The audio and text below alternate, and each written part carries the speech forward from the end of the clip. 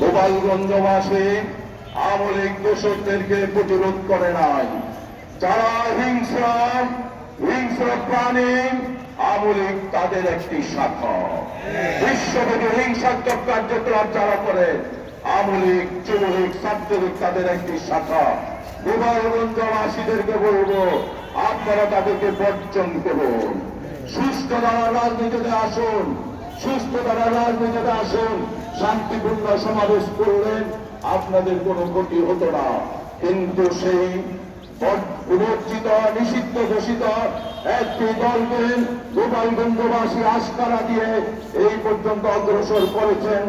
আমরা ভবিষ্যতে বলব, আমলিক প্রশাসনে থাকুক, সচিবালয়ে থাকুক, যুবলীগ যেখানে থাকুক, তাদেরকে রেস্ট করতে হবে, বিচারের আওতায় আনতে হবে।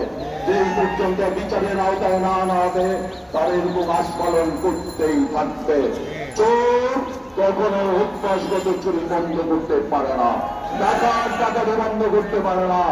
আসুন পুরা দেশব্যাপী আমরা চাঁদাবাজদের বিরুদ্ধে প্রতিরোধ করে তুলি।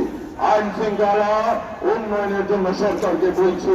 এই বলে আমার বক্তব্য এখানে শেষ করছি। সবাইকে ধন্যবাদ।